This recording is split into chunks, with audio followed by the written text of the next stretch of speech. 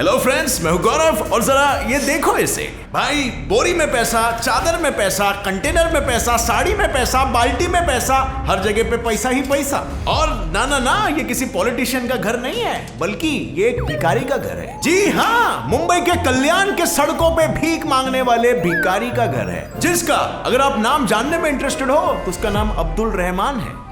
आगे कभी आपको इनकी ऑटोग्राफ लग सकती है। कहाँ से लाई इतने पैसे? मैं पहले कुर्सियाँ बनाई करने का काम करता था, प्लास्टिक वायर का बैठने का सीट और बैग, वो भराई का काम काज करते थे पहले। और फिर बाद में सर मेरे को नज़र कमती हो गया, दांत भी गया, सभी का, मेरा पैर का भी ये हो गया, तो मैंने सर भीख मांगने का।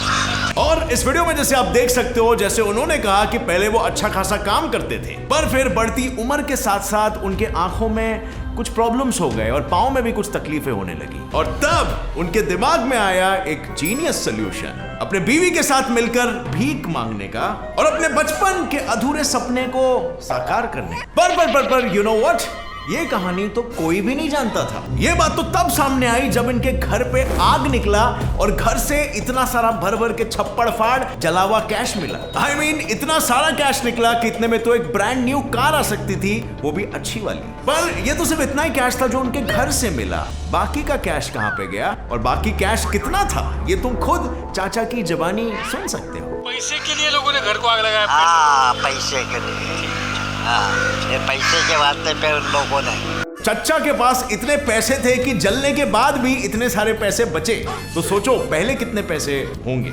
और इसका मतलब तो ये है कि पैसे कितने आसानी से ये लोग कमा सकते हैं, और कितने सारे लोग दिन रात मेहनत करने के बाद भी ये पैसे इतनी संख्या में नहीं कमा पाते। स्कैम देख रहे हो, और मैं ये इसीलिए बता रहा हूं क्योंकि आगे की स्टोरी मैं आपको बताने वाला हूं। बात ये ना भाई लोग कि हमारे इंडिया में आज की तारीख में 5 लाख से भी ज्यादा भिखारी मौजूद है, और ये मैं नहीं कह रहा हूं बल्कि आंकड़े बोल रहे हैं खुद इंडियन नेशनल ह्यूमन राइट्स वालों के। उन्होंने ये भी कहा है कि हर साल 40,000 लोग इंडिया में गायब हो जाते हैं। और इसके बाद उनके साथ आगे क्या होता है ये सुनकर तुम्हारे भी रोंगटे खड़े हो जाएंगे, और ये सब बड़े ही डिटेल में मैं तुम्हें इसी वीडियो में आगे बताऊंगा। लेकिन उससे पहले चलिए थोड़ा और जानते हैं ऐसे ही फेक भिखारियों के बारे में। इनके फनी चोचले सुनते हैं और इनका कच्चा चिट्टा सब खोलते हैं in today's video titled fake beggar scams in India. और फ्रेंड्स, अगर आप मेरी तरह ही क्रिकेट के फैन हो तो मैं आपका स्ट्रगल समझ सकता हूँ यार। मुंबई में तो लॉकडाउन चल रहा है, क्रिकेट खेले तो कैसे खेले? वेल, बिल्कुल टेंशन नहीं, घर बैठकर भी आप क्रिकेट खेल सकते हो। माई 11 सर्कल ऐप को डाउनलोड करने का और खेलने का। इस ऐप पर आप अपने क्रिकेट के नॉलेज और स्किल से करोड़पति बन सकते हो। हाँ भाई, और करना ज्यादा कुछ नहीं है, बस इसकी तरह माई 11 सर्कल पे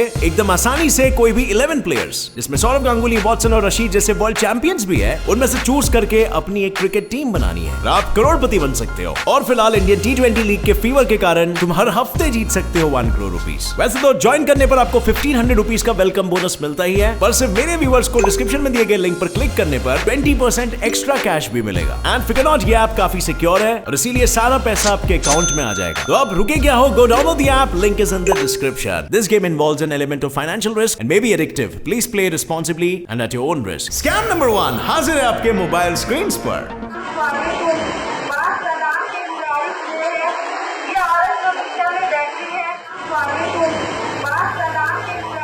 यार भाई लोग, ये वीडियो देखकर मेरा दिल भर आया। देखो मेरे आंखों से आंसू भी आ रहे हैं। देखो कैसे एक पिता अपनी बेटी को रिक्शा में लेकर दर बदर इधर उधर घूम रहा है। प्रूफ आपके सामने है ना, दिखाई नहीं देता?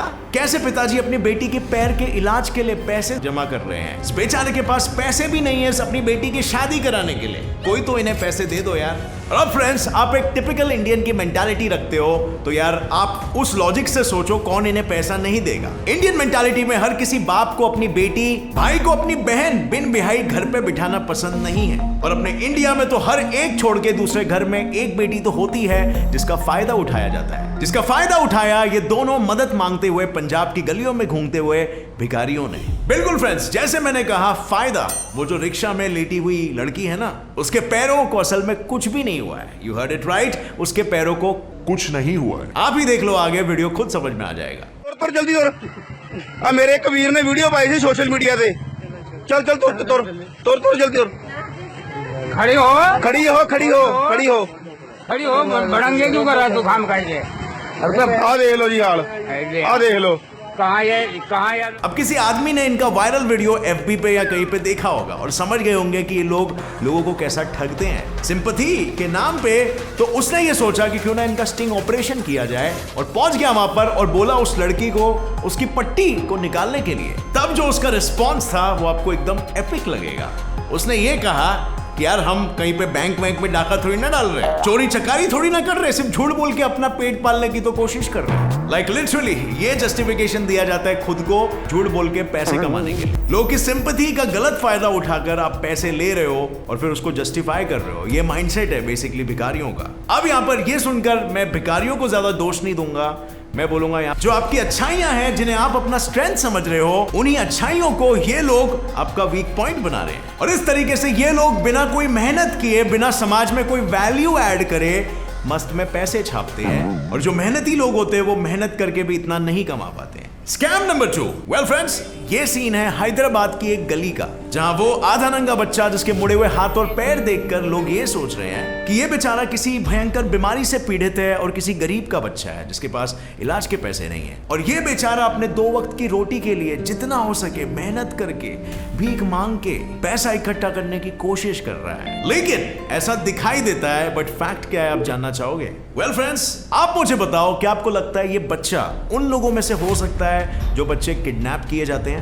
क्या ये बच्चा उन बदनसीब बच्चों में से हो सकता है मांगने के लिए वॉलंटरीली छोड़ दिया जाता है? या फिर ये बच्चा वो हो सकता है जो समझता नाजायज फायदा उठा रहा है? वेल, इसके आगे का सीन आपके डाउट्स को एकदम क्लियर कर देगा। अब देखिए क्या होता है जब उसे डराया जाता है। कैसे ये बंदा उठ के जाने के लिए अच्छे से चल के बिना कोई डिसेबिलिटी दिखाए चला जाता है। सीधा करो बोलो भाई,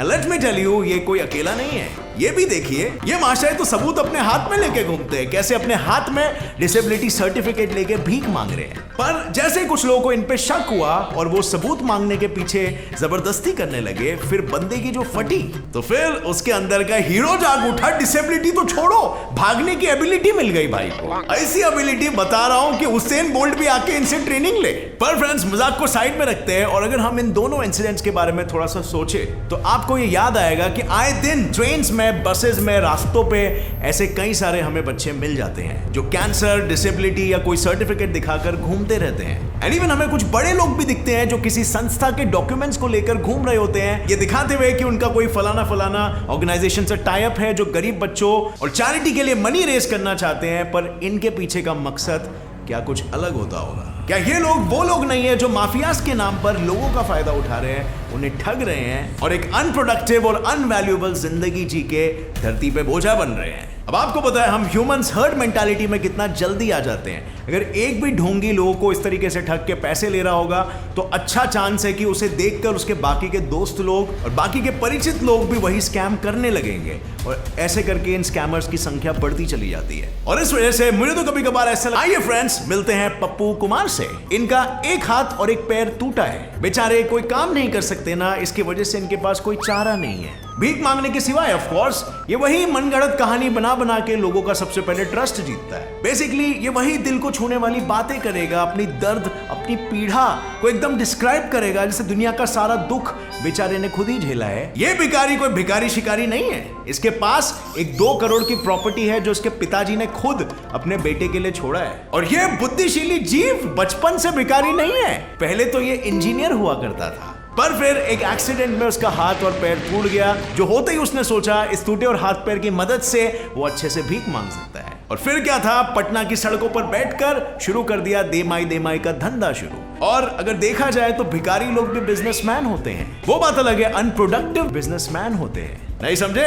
अंबानी जी बेचते हैं जियो और भिखारी बेचते हैं अपना दर्द, अपनी कहानियां जो लोग सुनना चाहते हैं। और इस तरीके से अपनी दर्द भरी कहानी सुनकर ये व्यापार कर लेते हैं और आपको पता भी नहीं चलता। पर यहाँ पर बात इसी चीज पर रुकती है कि व्यापारी लोग तो कुछ प्रोडक्टिव, पर्टिकुलर भिखारी इस भिखारी की असली कहानी तब सामने आई जब एक रेलवे के ऑफिसर ने उसे पकड़ा और उसका कच्चा चिट्ठा खोला, और तब जाके ये सामने आया कि उस भिखारी के पास 4 ATM कार्ड्स थे जिसमें कुल मिलाकर 5 लाख रुपए थे। और फिर और पूछताछ करने पर यह भी पता चला कि उसने कुछ पैसे लोगों को उधार में भी देके रखे थे। उधारी और वसूली का भी इनका बोलो। एंड ऑफ कोर्स उसकी खुद की प्रॉपर्टी भी थी, और ये जानकर सारे पुलिस वाले भी हक्के बक्के भौचक्के रह गए। मतलब जस्ट इमेजिन उनका रिएक्शन क्या रहेगा।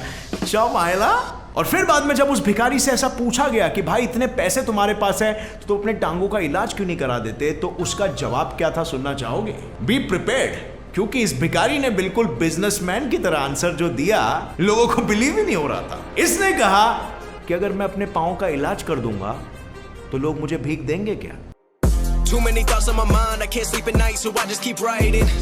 I don't need no help, I don't need. अब यार ये सैवेज रिप्लाई सुनकर मेरे मन में तो यही ख्याल आ रहा है कि जब हमारे देश के भिखारी लोग ही ऐसे सोचते हैं तो फिर हम इन माफियाज वगैरह बेचारों को काय को कोसते हैं। अब आप ही बताओ फ्रेंड्स, ऐसे दगाबाज लोगों के साथ क्या करना चाहिए? किडनैपिंग और अगवा करने की बीमारियों से तो देश एक बार लड़ लेगी, लेकिन ये बीमारियों से देश कैसे लड़ेगी? ये जो देश के अंदर ही पल रहे दीमक है, जो देश को अंदर ही अंदर से खोखला कर रहे हैं खा खा के, उनसे लड़ने के लिए हमारी गवर्नमेंट क्या करेगी?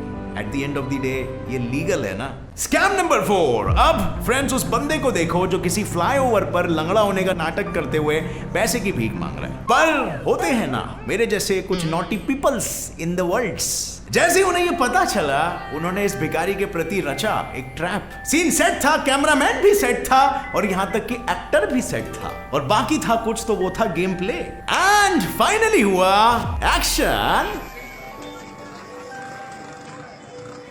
बेटे ओ बेटे मौज कर दी, मौज कर दी वाह बेटे वाह। देखा, मैंने कहा था ना ये भी एक स्कैमर ही था। ये कोई तुंडा या लंगड़ा नहीं था, बल्कि चल फिर के ओलंपिक्स में भागने वालों में से था। पर न जाने क्यों उसे भीख मांगने की जरूरत पड़ गई। इतने स्वस्थ होने के बाद भी अपाहिज बन के भीख मांग रहा है। अपना स्कैम पकड़े जाने पर कैसे भागा हो, जैसे कितनी मेहनत करने पर ना कमाया हो। पर जिस हिसाब से वो भागा, ऐसा भी तो हो सकता है ना कि उसे वो पैसे किसी और को देने हो जिससे वो डरता हो ना। या वो हो सकता है, या फिर ये भी हो सकता है कि वो भी उन दीमकों में से एक था। आपको क्या लगता है? नीचे कमेंट करके आप अपनी राय हमारे साथ बिल्कुल शेयर कर सकते हो। और अब फ्रेंड्स, ये सारे स्कैम्स देखकर आपको हंसी तो बहुत आई होगी, लेकिन ये ग्रेव गैंग वाले इन बच्चों को बाइफरकेट करते हैं। अगर 1 से 2 साल के बच्चे हैं तो उन्हें एक महिला को पकड़ा दिया जाता है, ताकि वो महिला अगर उस बेटे की मां भी ना हो तो भी उस बच्चे को हाथ में पकड़कर भीख मांग सके। और अगर थोड़े बड़े होते हैं तो, और फाइनली अगर कोई अधेड़ उम्र का होता है तो उसकी आंखें फोड़ दी जाती है, या फिर उसका सिर फोड़ दिया जाता है और उसे भीख मांगने पर। ही इन भिखारियों के पीछे स्कैमर्स नहीं है।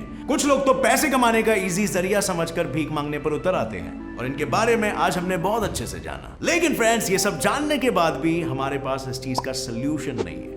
आपको क्या लगता है इस चीज का सॉल्यूशन क्या हो सकता है? वेल, टेक्निकली अगर लॉ के हिसाब से देखा जाए तो भीख मांगना हमारे देश में इलीगल है। उसे 2000 रुपीज का जुर्माना हो सकता है अगर वो साफ साफ भीख मांगते हुए पकड़ा गया तो। पर कितने केसेस में इट इज एक्सेप्टेड एज